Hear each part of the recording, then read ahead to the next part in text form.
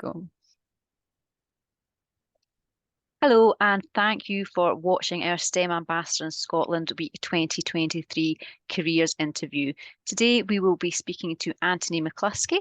He is a Wild Spaces Project Officer with Butterfly Conservation, and he's going to be telling us a bit about his study route to the career that he's in now and what the job that he's in entails. So without any further ado, I will pass over to Anthony. Thank you. Thank you. And yes, so at the moment I work at Butterfly Conservation as a project officer.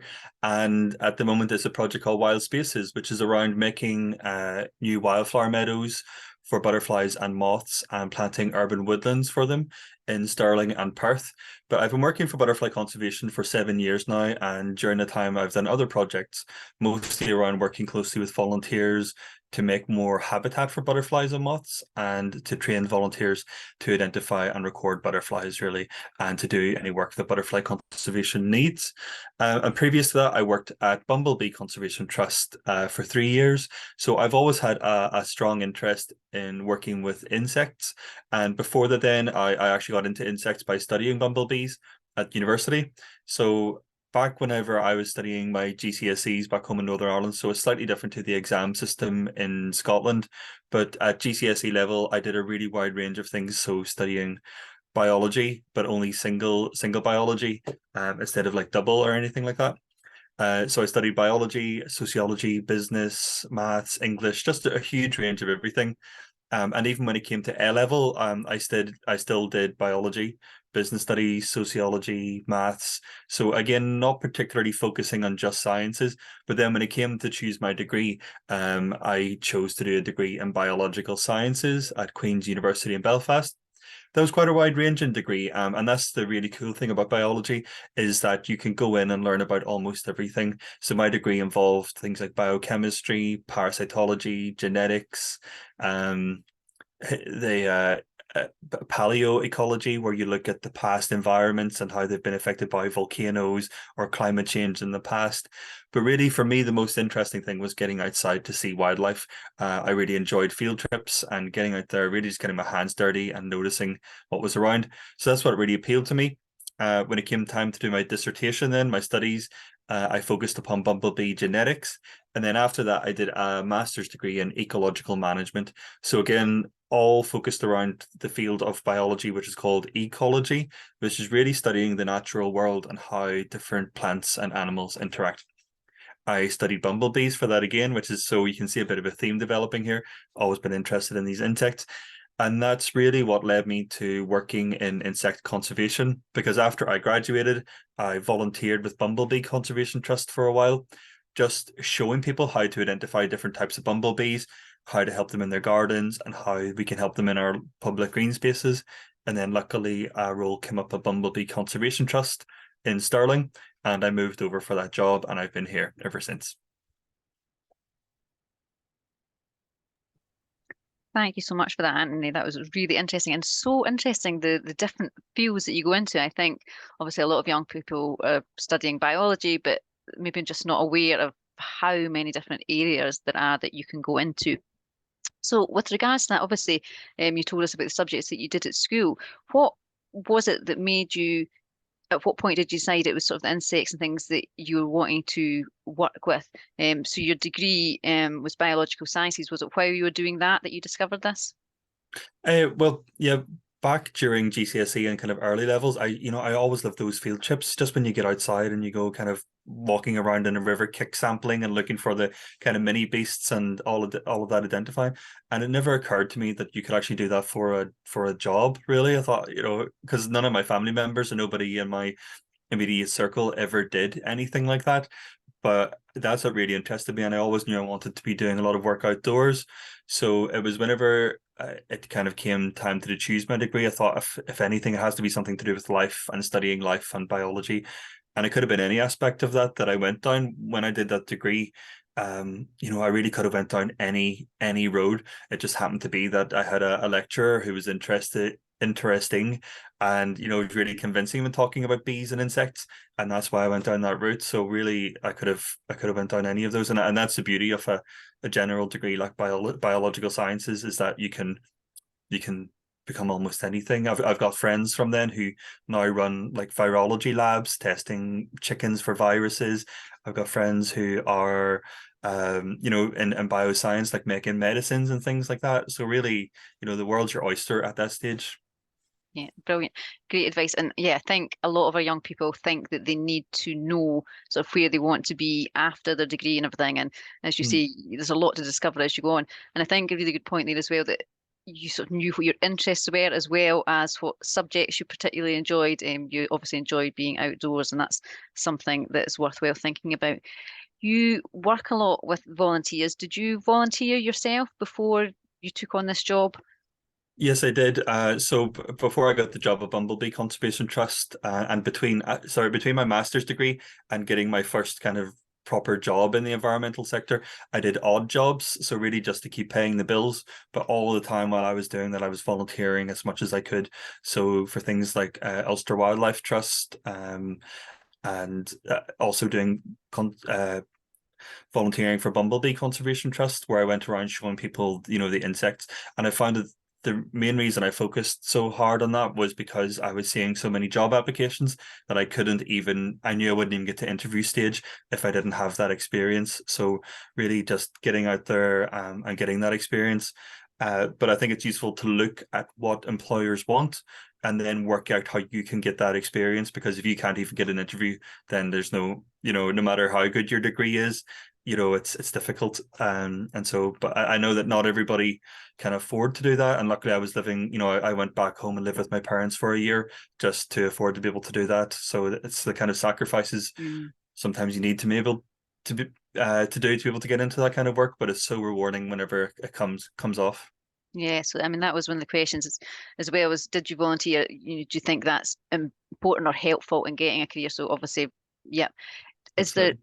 sort of opportunities for young people that you're aware of to get involved with volunteering? Do you know any hints or tips where they could get? Yeah, I mean, at Butterfly Conservation now, we do have roles for volunteers to get involved, and I know, or sorry, for young people who are volunteers to get involved, because not all of that needs to be, during the week, for example. So if they've got a busy schedule during the week, there's weekend volunteering opportunities. There's things they can do themselves. So simple things like learning how to identify and record butterflies. Literally anybody can do that. There's an app that shows you how to do it. You can take a walk around your local park and record the butterflies there. That's still really valid volunteering. And actually, for a lot of ecological jobs, say in environmental consultancies where you are studying the environment of a place, if there's a planning application, for example, if there's due to be building work, they need to do these surveys. Some of those surveys are on butterflies and bees and birds, and young people could be teaching themselves that now so that they've got a head start, before, when it comes to before the job market. So there's very simple things people can be doing. Brilliant. And what I'll do is after this video is up, I'll put some links to some information that people could maybe have a look at. Um, Another question that came in was as well as obviously the subjects that you said and the degree that you did. What skills would you say were important in your job? Well, I guess with my jobs at Bumblebee Conservation Trust and my current job, they're roughly similar in some ways because all of my work has been around public communication. And I used to be terrified of getting up in front of a group of people at university and speaking about a topic, whatever that was. I hated it, but I knew that I wanted to work in the environment and actually communicate stuff around the environment to people. So I realized that some of the skills I needed were around, speaking to the public, expressing things about the environment. So I went out of my way to really force myself to do things like that, to really just lean in to that thing that I was afraid of. So I would do like public speaking, like, 45 minutes talking about butterflies and bees with a pre-prepared presentation, leading guided walks and things like that. So I think there are certain skills that way, especially around if you want to work in a field where you are communicating about the environment, and that can even be around like countryside ranger work. So a lot of countryside ranger work might be like fixing paths and fences, but also communicating to the public about why the nature reserve is important, or leading guided walks. So there's certain skills around communication that I think are important that people pick up and develop in time of, before their careers. Yeah, I think definitely. And particularly in this day and age when we're doing things online, I think being able to present. And as you say, it's very, very scary the first time you do or Mm. stand up in front of a group of people. But I think everybody wants you to succeed when you do Yep. something like that. And yeah, it's just getting out there and doing it. Yep. A few And questions. just on that though as well, I think if people have a passion that they have really developed that and make people can make that their niche. And I realized I did that with the bumblebees and butterflies. Like I made that my niche and I really got into it and I learned a lot. So if people out there have a real interest, say in birds or reptiles or anything like that, like they can make that their passion and it will show whenever they go to speak to people about it. So I think there's, hopefully some people that's encouraging to them. Yeah, absolutely. And I think if you know your subject as well, you're passionate about it, but if you know it, it just makes it so much easier to get up and talk about it. Yeah. Um, some questions about this butterflies and moths and things that you work Yep. with. So, um, what plants, for people who are looking to get involved and help sort of butterflies and moths, what are the best plants and trees that people can be planting to help caterpillars and butterflies? But actually, that's what my current role is around. A lot of that is around helping people to do just that, either gardeners or councils or people who want to plant anything. So we always recommend trying to plant native trees and shrubs to help them because a lot of moths, for example, their caterpillars just eat general trees like birch or rowan that you could be growing in your garden. So there's a lot of information about that on the Butterfly Conservation website. And I write the blog, the gardening blog for the website. So if they go on there, they can get hints and tips. But really, our native wildflowers and our native trees are the best for them. And the great thing about that is that if you plant for those, then you'll also be helping things like birds and bats in your community because, like birds, blue tits, for example, the birds can feed about 40,000 caterpillars to raise one nest of them. So by helping those insects, you're also helping the birds and everything else that we like to see in our gardens. Fantastic. You definitely have an audience here at CERC. We've got a lot of bird enthusiasts and bee enthusiasts. We have somebody that we call the bee lady here at CERC, so she'll be Yep. watching this. Good. Um, and with regards to how the butterflies and moths and things are doing, Mm. obviously with all this work, have you seen an improvement in recent years of numbers, or is there still species that are in trouble? There's still a general decline in butterflies and moths. So the reason we know that there's a decline is because we've had volunteers counting them. We've got citizen scientists out there who've been counting them for over 40 years. So we know that their numbers are definitely going down on the whole. But because of climate change in Scotland, we're actually getting more species arriving in because species which used to be in the south are actually now moving north. So a large part of our role is actually helping those species to spread and respond to climate change. And definitely by working with councils, for example, we're making more natural areas and parks, and we can make huge areas suitable for butterflies that way. And we see that they respond really quickly. You just see them moving in and their numbers going up. So I think it's encouraging that more councils and local authorities are getting interested in it. And but we need everybody to be doing that because the scale of the challenge is so big that we all need to be doing our bit to help out. About yourself again, we were asked, do you have any further studies that you would like to do, or where next with your career? Are you Mm. got ambitions for the future?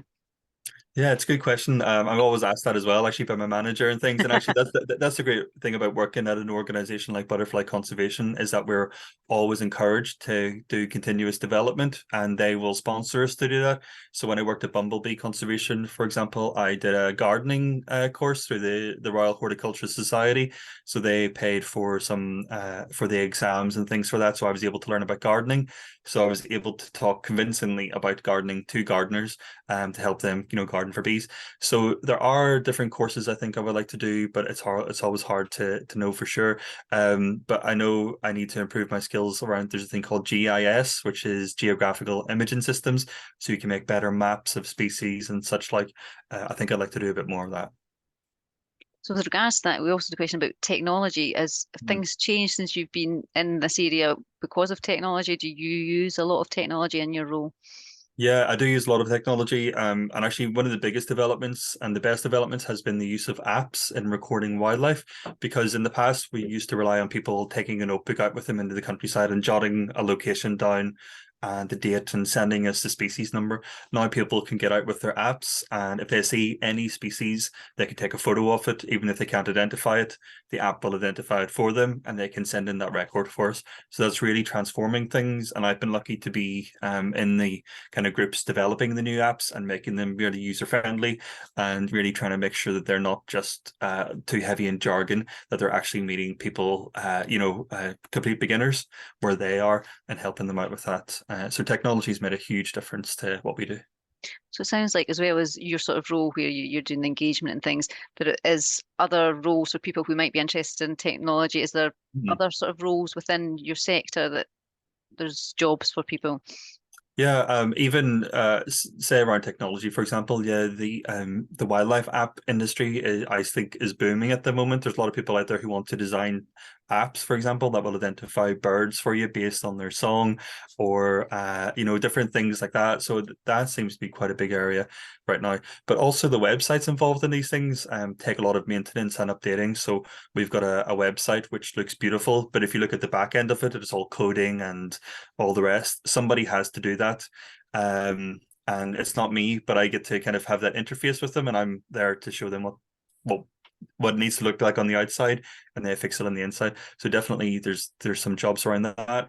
And also with statistics and maths, some of my colleagues um almost never go outside. They're doing the number crunching, so they're getting all the data, all this 40 years worth of data on butterflies and moths, and analyzing it and producing some groundbreaking reports, which is really showing what's happening to these, especially with climate change and land use change. So there's a huge range of different fields, not always biology, but different science fields, or even things around English. We've got about more than half of our staff aren't directly involved in butterflies and moths.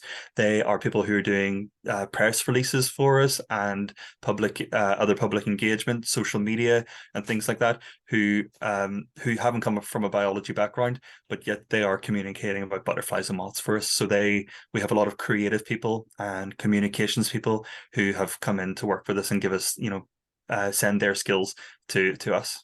Brilliant. Yeah, I think it's really important for young people to remember that you hear butterfly conservation and you think, oh, I've got to have this interest or this skills, but there's within pretty much every job, there's a whole range of different skills and talents that are needed. And the last question we had was with regards to locations. So are these sort of roles specific to locations, do you think, or is there roles available across Scotland, across the UK? Does it, I mean, obviously we've got people that work in marine conservation and they tend to be based in certain areas, but is that the case with yourselves? No, with almost all of our staff can work from home now if they need to. So people are able to dial in so long as they have internet and a space to work, for example, then they can still work for us. Some of the work is, if it's project based or if it's based in a certain area, it is better to be around there. But we do have opportunities dotted all over Scotland. And, for example, I work in Stirling and Perth, but we've got a new projects in Mull. We've got one up in the Murray Coast. I've got another colleague in Canusie and Argyll. So really we're scattered all around the place. You don't have to be in a certain place to work for us. And we always have roles popping up. But it's not just butterfly conservation, just the conservation sector in general is really well spread throughout Scotland. Brilliant. Thank you so much for all that information. I think some great tips and really, really interesting sector. So just takes me to say thanks again for joining us. And please do watch our other career interviews that we have. Thank you. Brilliant. Thank you.